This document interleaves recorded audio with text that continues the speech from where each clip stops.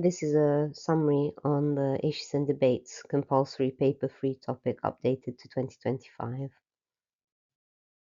The first issue we'll look at is gender bias. As you can see, there was an 8-mark essay in 2021, no long assessment since then, and never a 16-marker.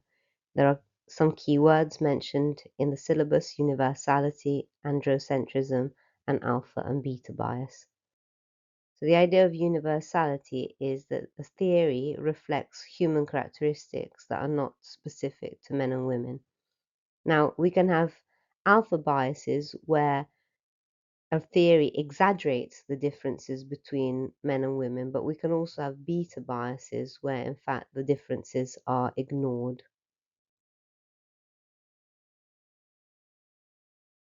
So, an issue with alpha bias is that usually there's a preference for a gender that tends to be men. For example, in Freud theories, there's a preference for men, and then you would explain this is a problem. Why? Because it's an issue. You're talking about it in terms of issue. So you're saying women might be seen as dysfunctional only because they're seen as inferior to men, when in fact there's no evidence to that. And beta bias is when the differences are overlooked. For example, the stress response is seen as a general response, but in fact, we know that women show tend and befriend response, meaning that the medication that might be used for anxiety might not be effective for women because it would reduce the activation of their system too much because it doesn't actually activate through stress. The last keyword is androcentrism, and that means the dominance of males in psychology. And this is both from the point of view of the majority of researchers or lead researchers, and also in terms of participants. That means that what is seen as normal is seen as the kind of male standard. For example, Ash's research into conformity is considered a research into conformity that is universal, but it's based on male-only participants and carried out by a male researcher, and therefore the outcome and the conclusions might be also male-centered and biased from a male perspective. There is the alternative gynocentrism that is the opposite, when a study is conducted only on females, but that's much less common. Now, once you've described gender bias, what it is, alpha and beta bias, given some examples, you can move on to AO3. So we can talk about how one of the consequences of gender bias is that it permeates the scientific process, the research process, meaning it makes it unscientific because there are biases. Biases in terms of the investigator bias. Male researchers do tend to behave differently towards female participants compared to males. Bias in the sample because it tends to be male dominated, and biased in terms of publication. You're more likely to have studies published when they do find a difference between males and females compared to when they don't find it. So then the body of evidence that we have might over exaggerate the differences between males and females because non-significant results don't get published.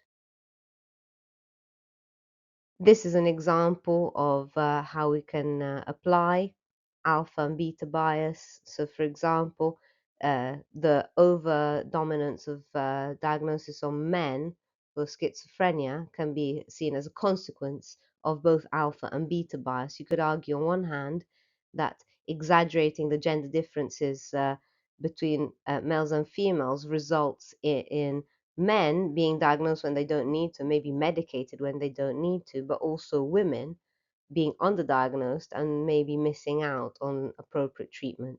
You can also say that a consequence of the beta bias in diagnosis of schizophrenia is that the criteria that I used in the DSM and in future versions of the DSM, trying to make it more scientific and empirical, is actually overemphasizing the importance of positive symptoms because they're more easily measured compared to negative symptoms that are more abstract and less empirically testable. But that means that men that present more with positive symptoms are more likely to be detected with schizophrenia compared to women that might present more negative symptoms. The implications of gender bias is that they might provide a justification to deny women opportunities in the workplace and in wider society because of their presumed inferiority or because they don't meet the kind of male dominated criteria of what is seen as desirable. The consequences, positive consequences of these issues tend to be a counter movement, research that tries to counter these biases and that broaden our understanding and knowledge and also address the kind of ethical implications of these biases. For example, the social constructivist approach looks at challenging biological explanations that exaggerate gender differences because of our biological differences and argue that these differences are in fact a social construct, a result of the environment, and therefore by changing the environment, these differences should be reduced. You've also got the feminist critique and counter argument. For example, a very famous critique to Freud's penis envy theory is by Horney, that argues that in fact it's men that are probably envious of the ability of women to carry a child and give birth to it and be certain of the maternity of that child. Uh, and therefore, there's this counter movement in feminist psychology. There's also something within that context called reverse alpha bias, where there's a deliberate emphasis on assets that women have to kind of counterbalance the male dominated landscape of psychology. For example, women have been found to be better at learning because they just have a better ability to be attentive, flexible, and organized. That should be enough for even a 60-mark essay. So we'll move on to culture bias. In culture bias, you've also got the concept of universality and then two keywords, ethnocentrism and cultural relativism. So again, universality is the same, but in this case, we're talking about across different cultures. This is an issue in psychology because most studies are based on these weird populations, Western, educated, industrialized, rich, and democratic. Therefore, most likely to be ethnocentric samples, ethnocentric researchers, and therefore culturally biased conclusions and findings. The word cultural relativism is one of the few named keywords that hasn't been assessed yet, so it's one to look out for. And here's your definition. It's the idea that we cannot have universal conclusions because every behavior can only be understood in the context of its culture. So cultural relativism is an idea that challenges universality because it says it's not possible. Every behavior has to be understood within its cultural context. Milgram's research is an example of research that lacks cultural relativism because it was conducted in the US, but the conclusions that were drawn were universal. There is actually research that challenges the universality of Milgram's findings compared to that 65% that Milgram found. We found that in Australia, obedience was significantly lower than that baseline, and that in Germany it was significantly higher, showing that those conclusions on obedience could not be cross-culturally generalizable. The next keyword is ethnocentrism, and that's the belief that one's own culture is superior to others and therefore making a judgment of other cultures based on your own cultural standards and values.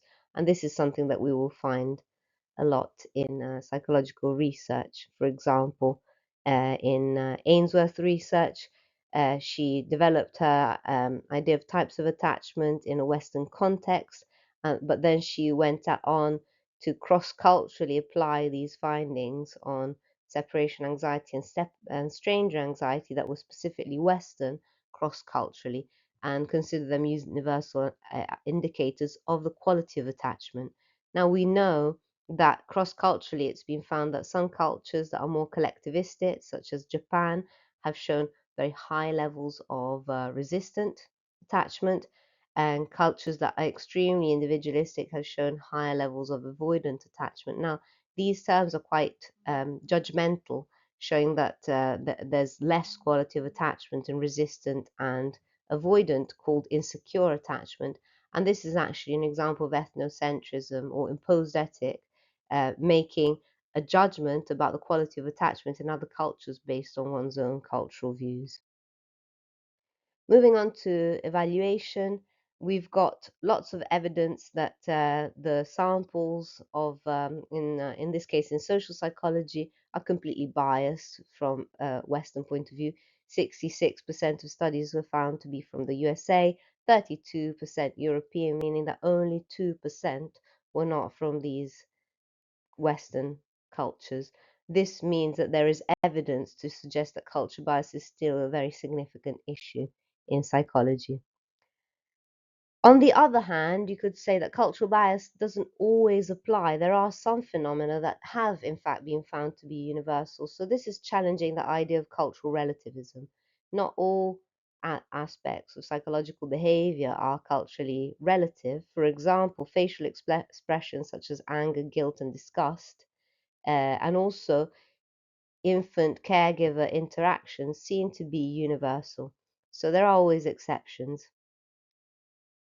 A obvious consequence of these issues of culture bias are negative stereotypes that can lead to self-fulfilling prophecies for certain strata in the population and certain subcultures being deemed to be more vulnerable and therefore more likely to develop certain mental illnesses. That this applies, for example, to schizophrenia, where people of West Indian origin have been found to definitely be overdiagnosed in this study carried out in Bristol, but this seems to be quite a pervasive issue in schizophrenia.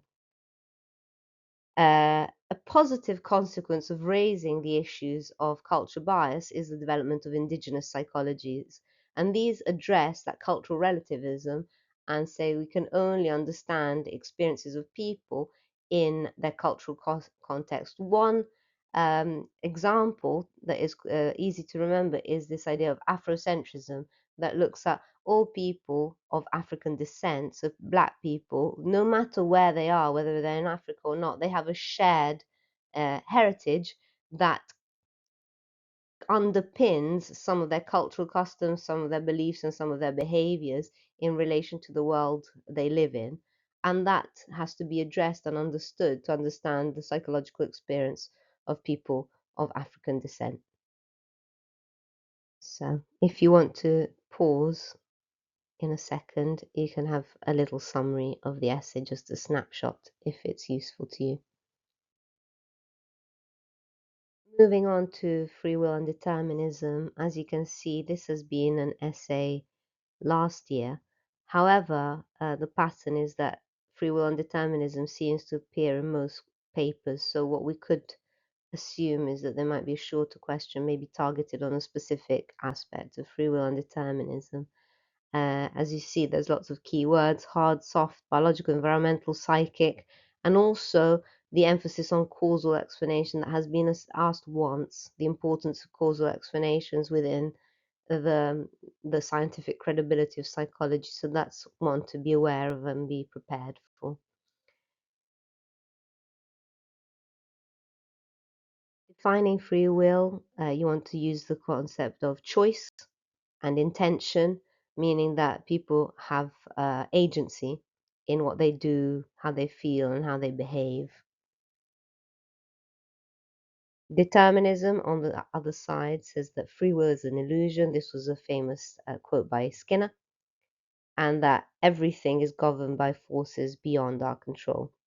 These could be external forces, and that's environmental determinism, or internal forces, meaning either our genes and physical capability, and that's biological determinism, or unconscious processes, and that would be psychic determinism. The next distinction is hard versus soft determinism. Hard determinism is the idea that everything has an identifiable cause and all future behavior is predictable. So this is in line with the key principles of science. The idea of being able to create a general rule that is replicable and that helps us predict future outcomes. For example, if I want to know what the weather is going to be like, I need to identify patterns that repeat themselves consistently that determine whether it rains or it snows or it's sunny. And this is what we mean by the scientific emphasis on causal explanation. The scientific method, based on experiments that look at whether an independent variable causes a dependent variable, are quintessentially deterministic. So, if the goal of science is to establish causality and to look at when one variable causes the other, then we're talking about hard determinism when we're talking about science. On the other hand, soft determinism is a compromise. It's saying that yes, behavior is determined to an extent, but we do still have a degree of choice. There are certain things that we can't control, like our biochemistry, our stress response, but we do have a choice to manage that in a certain way, for example, using relaxation techniques. The other point that soft determinism makes is that if we don't know the cause of a certain phenomenon, we haven't found that cause yet, um, scientifically, we can't be certain that there is one because we haven't proved it yet. So it's not being, we haven't falsified the view that maybe there isn't a measurable cause. So soft determinism looks at kind of both sides of free will and determinism and offers a more realistic compromise. So if we look at evaluation, we can bring in evidence to support determinism. For example, this famous study by Libet shows that the motor regions of our brain become active before we consciously are aware of that happening. So this is an example, we would call it biological determinism, that actually we're not choosing to carry out the behaviors that we carry out. We might have the illusion, but chronologically, the biological impulse happens before the conscious awareness, therefore we're not making that decision. Even though determinism has quite a lot of evidence for it, we can say that morally and legally, the implications of determinism can be a removal of individual responsibility. People that argue that they were born to kill, that they have a certain genetic predisposition, or even environmental determinism, that they were brought up to be criminals, obviously it removes the accountability of people's actions. Twin studies always present some evidence for soft determinism, and that's because we never have 100% concordance rates in identical twins for psychological phenomena. So even though the rates tend to be higher for identical twins than non-identical twins, showing that genes do determine behaviors to some extent, there are other factors that also contribute to the development of mental illnesses or the level of intelligence, etc. And that could be free will, the choice that people make on how to lead their life. Maybe studying a lot might make your intelligence higher. So soft determinism is supported by all twin studies that never have a 100% concordance rate for. Now moving on to the nature-nurture debate, we had an essay back in 2019, and then since then only a one-mark multiple choice question last year. So it's not a topic that gets assessed very often. It's quite straightforward, but there are some key words that you might want to be mindful of. These keywords are interactionist approach and heredity. They haven't been asked explicitly, so there are two just to be prepared for. Make a flashcard. So here we've got the definition of nature, any influence on behavior which is genetic, neurochemical, neurotransmitter, neurological structures. Heredity is the process by which these traits are passed from parents to their offspring. And this is based on key studies and heritability coefficients. Um, Overall, there seems to be a 50-50 chance to inherit features such as mental illness or intelligence. So it is still the flip of a coin whether we inherit something or not. But that's enough detail if you were to be asked a question on heredity.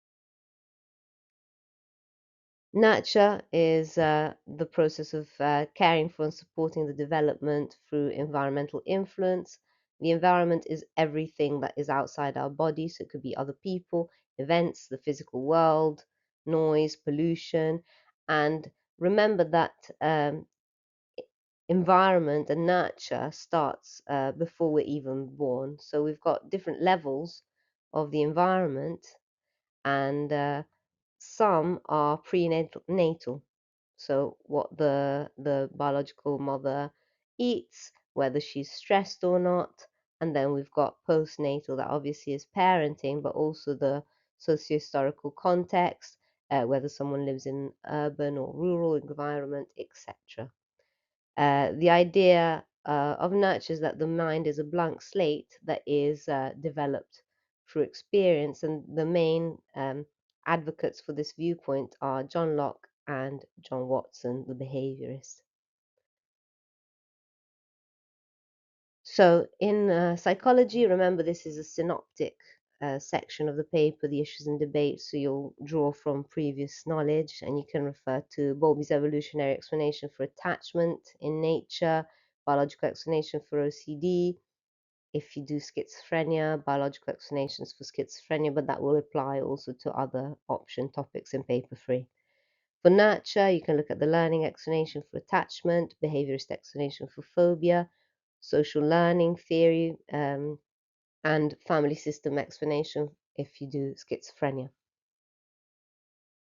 Now, moving on to AO3, the implications of a nature argument can be socially sensitive matters. For example, the streaming system in the UK in the 11 plus exams to send children either to grammar schools that were for the most gifted children or in other groups, and also the streaming systems, for example, setting, are all based on the idea that intelligence is inherited and therefore children will belong to higher or lower level classes. And that obviously has implication for the expectations that we place on children based on an assumption that they can't change their levels of intelligence. Implications of a nurture argument is more kind of positive, because obviously it implies that things can change if we change the environment. So useful treatments such as systematic desensitization, token economies, and parenting programs that see things as less fixed and more changeable. And if something is learned, it can be unlearned.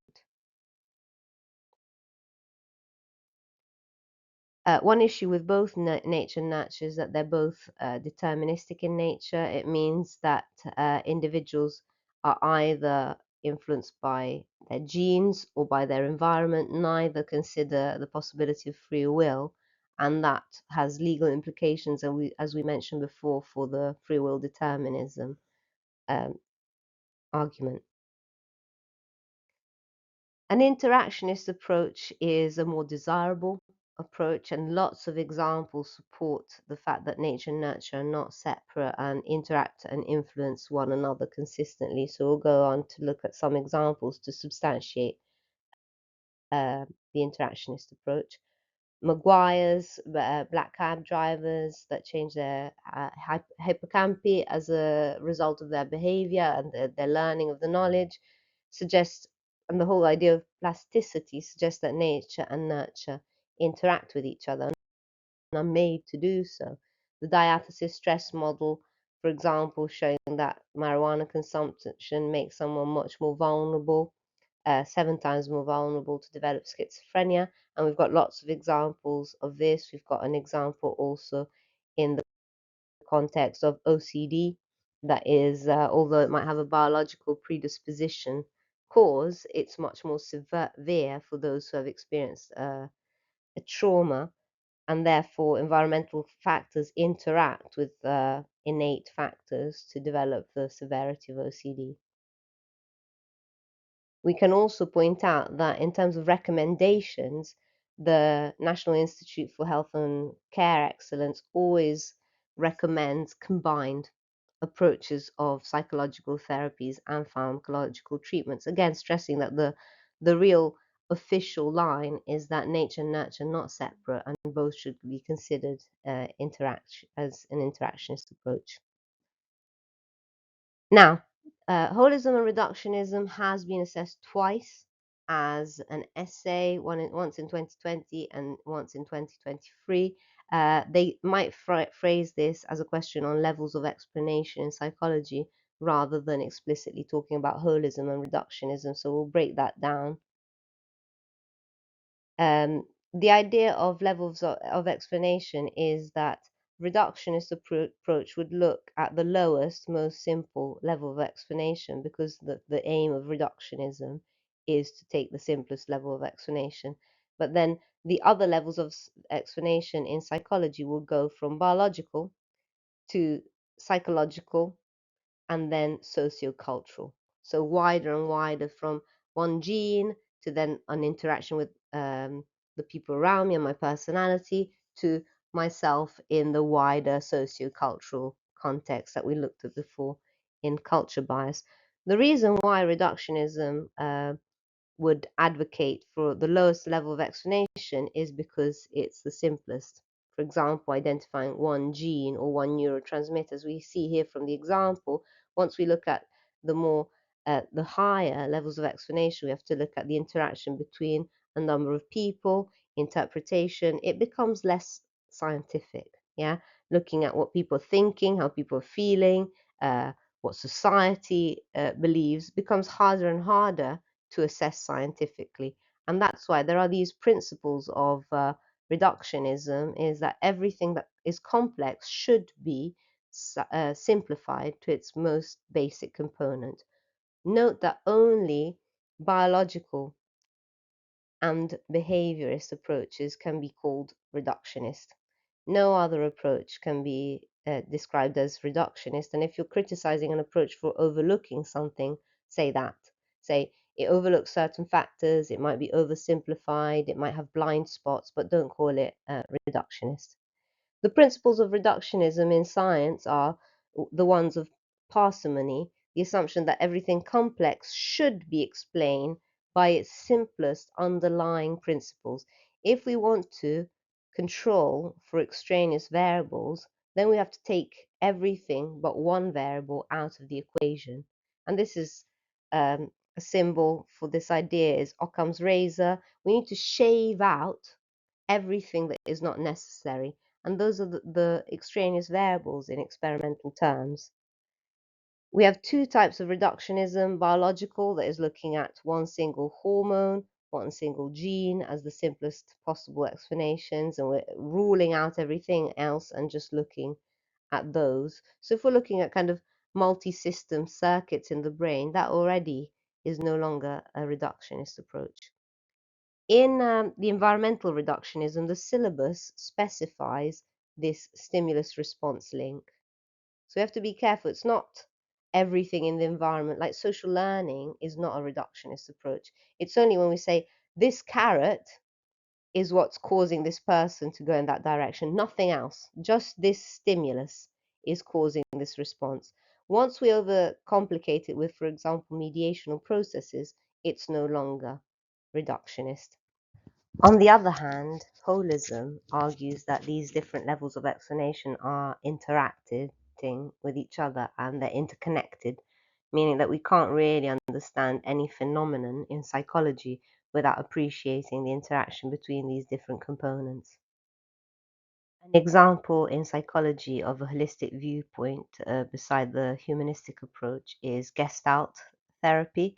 The idea is that the whole is more than its individual parts, and therefore the human mind is a result of its own reality composed by all these different influences that make sense in a unique way in the person's mind.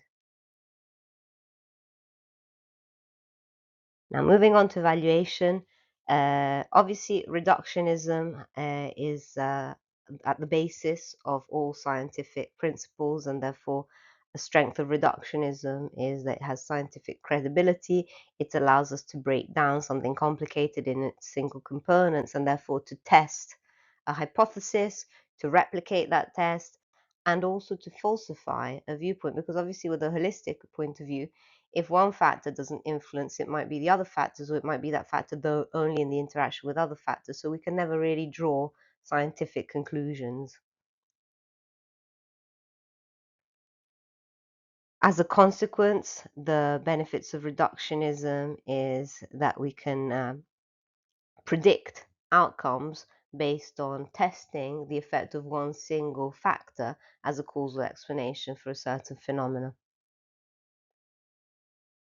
Therefore, in real life applicability, the development of things such as drug treatments are a direct consequence of a reductionist approach identifying specific neurotransmitters and chemicals as implicated in certain disorders and anomalies.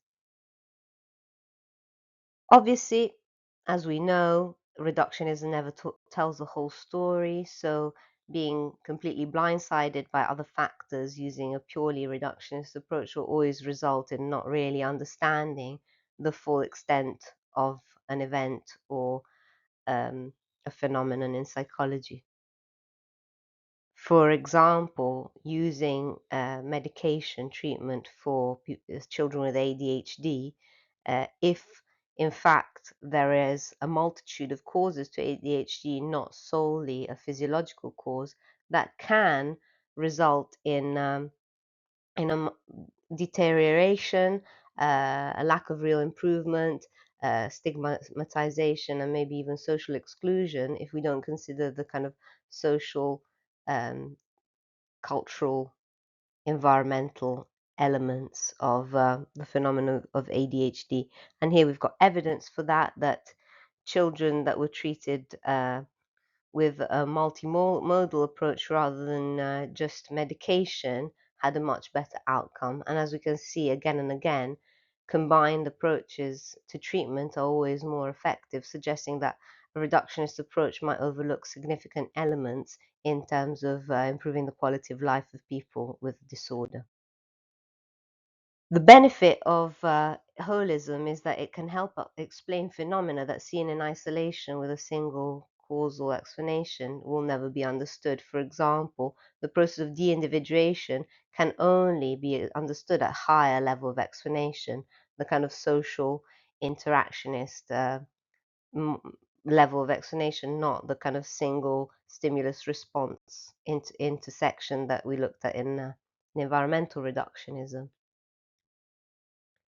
On the other hand, obviously, it's possible to generate pure empirical evidence to prove holism, so scientifically it's unfalsifiable. Now, idiographic and nomothetic has never been an essay, and it's been a while since it's been assessed. It's one of the few, along with culture bias, that have never been assessed as an essay, so it's one to look out for. Idiographic and nomothetic is quite simple. The key idea of the debate is, are we fundamentally all the same? So can we look at large-scale research and draw large-scale general conclusions, or are we fundamentally all unique and different, and therefore only in-depth, qualitative, individual research can really help us understand an individual? These are approaches to research, so it's the way we conduct research that is informed by these kind of theoretical stances. An idiographic approach would look at using case studies, and a nomothetic approach would look at using large-scale experiments. The idiographic approach sits on a kind of unscientific side of where the psychology is a science debate. Because it sees us all as unique, we should all understand the person through subjective experience and in-depth understanding of the individual's personal views and experiences, and therefore gather qualitative data to understand human behavior and experience. The nomothetic approach looks at looking for similarities between people, so large-scale research.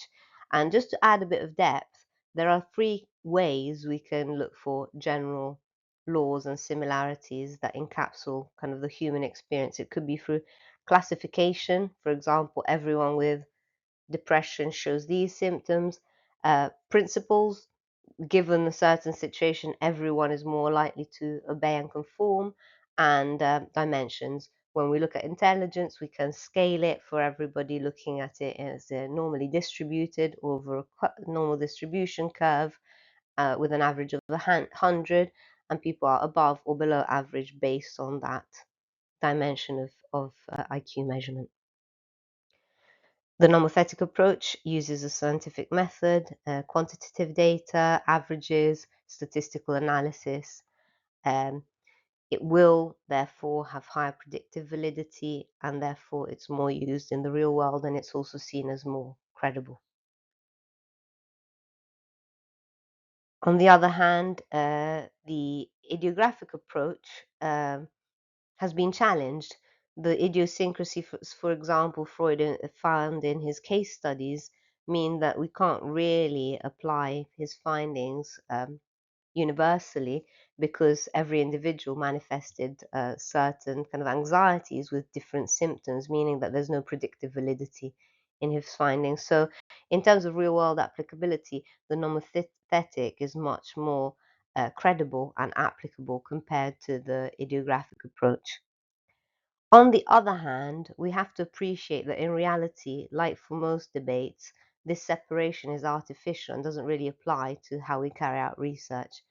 Idiographic approaches can inform larger scale studies. For example, memory case studies of people with amnesia have informed larger scale studies to see whether these differences that are found by chance because of a brain damage will apply to a wider public in terms of those areas of the brain being implicated in certain processes in memory.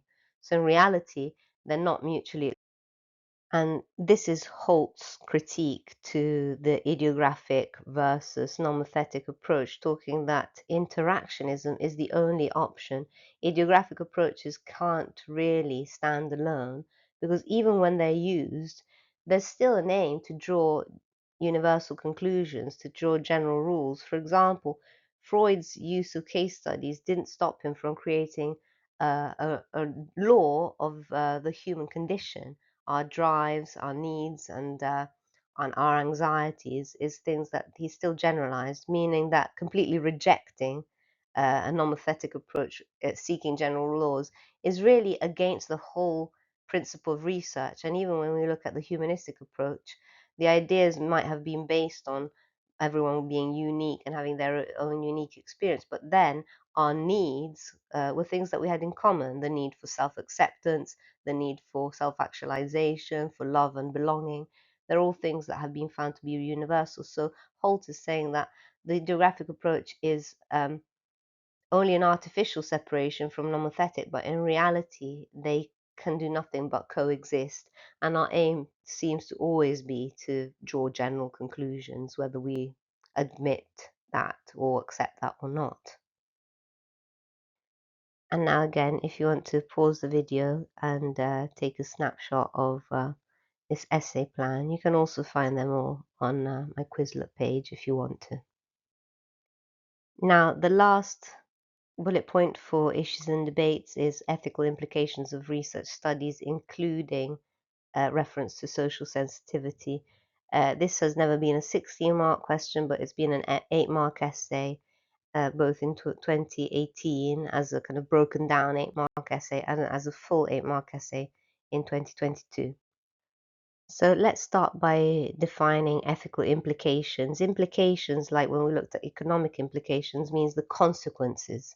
So ethical implications are consequence of research, still in terms of protection of human beings, but that go beyond the specific sample in the research study and onto the wider population.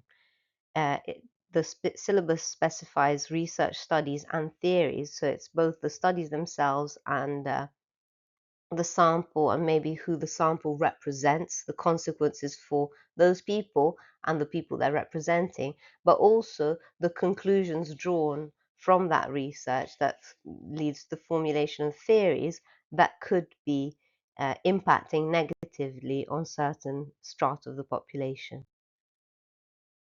So it can be effects on participants, the wider public, but also on things such as practicalities, such as allocation of resources, findings, changes in legislation.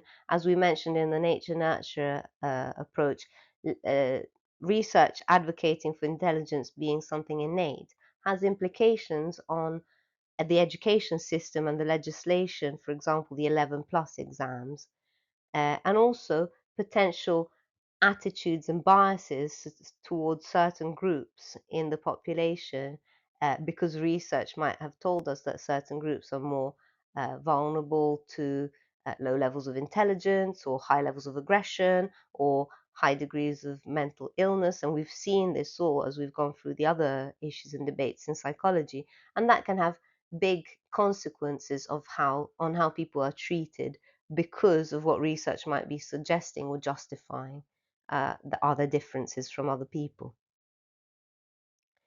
And this is what we mean by socially sensitive research.